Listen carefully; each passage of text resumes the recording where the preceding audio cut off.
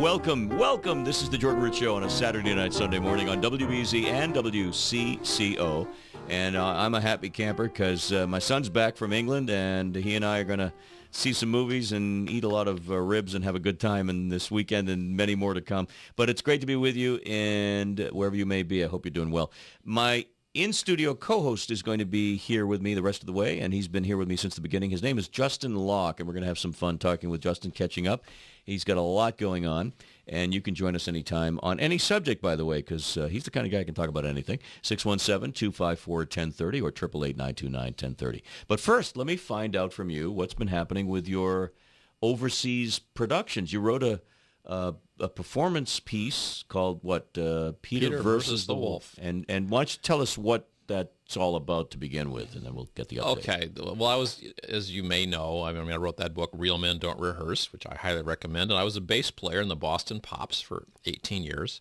But I was a freelancer, and I was playing gigs all over Boston, and one of the gigs I played was a children's concert piece.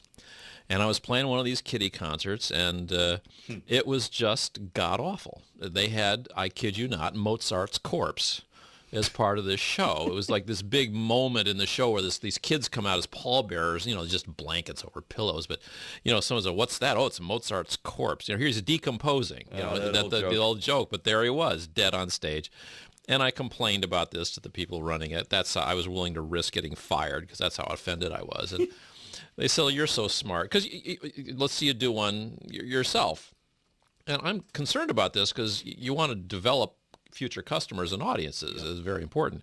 So I thought about this. Long story short, I said, well, what if we did Peter and the Wolf, the famous orchestral fairy tale, but let's dress it up as a courtroom comedy and have the wolf sue Peter for something, just Peter versus the wolf. Let's have a court case. And we just did this up out in local high school.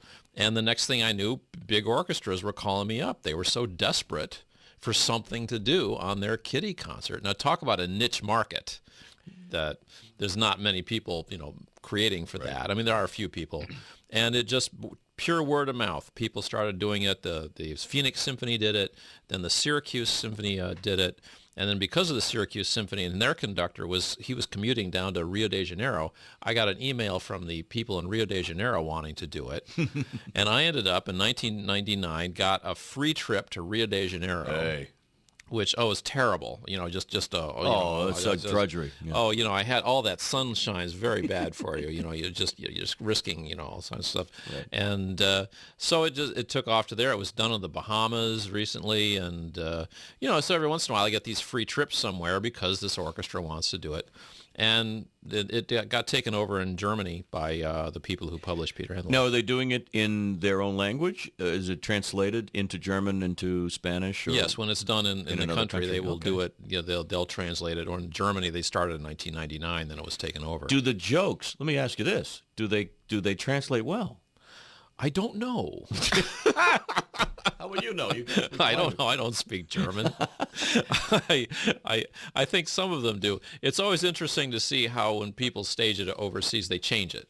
And I don't know, but they change it here too. There's always people want to change your stuff. This is the great aggravation of being a writer of plays. People, for some reason, if they like it, they want to change it. So I've gotten used to that idea, and they always edit it. And there's when I was reading to my kids when they were little, and this wasn't that long ago. Well, actually, it was 20 years ago. There was a book, and I'll find the author's name. Children's book where he takes a typical fairy tale and he changes it around so that the big bad wolf, I think, is defending himself against the pigs in a courtroom or something like that. He probably stole it from you. But the fact is... Well, I stole it too. Oh, whatever. We all steal from everybody. Yeah. But the fact is, that's what people are looking for these days. They want something a little fresh and different and funny and acerbic and witty. And fractured fairy tales, they did these classically. Oh, yeah. There was a Sleeping Beauty Land, which is a takeoff on Walt Disney. Instead of waking up Sleeping Beauty, he lets her stay asleep, and he sells tickets to see the Sleeping Princess. That's right. The parking tickets and the coupons. And that's on YouTube if you want to watch it. It's hysterical. I love But when you stuff. see your work done by a symphony orchestra, and you see the reaction of the kids and the adults. This works for both kids and adults. 'Cause Yes, it's a little more witty, shall we say? I like to think so. great. So it's definitely works for kids. And you wrote the adults. music to accompany the Well, no, I stole the music. you stole the music. I stole the music. I steal everything I can. Okay. It's the original. Prokofiev wrote this piece, Oh. Peter and the Wolf. Okay. So that's the original. That's the evidence against the wolf. And I they see. present that as evidence against him, and then the wolf interrupts and he calls the woodwinds to the stand and asks the questions that kids like to ask. How many hours a day do you practice? And did you play any wrong notes? And we demonstrate the instruments. So it kind of works as opposed to the lecture format, which does not work.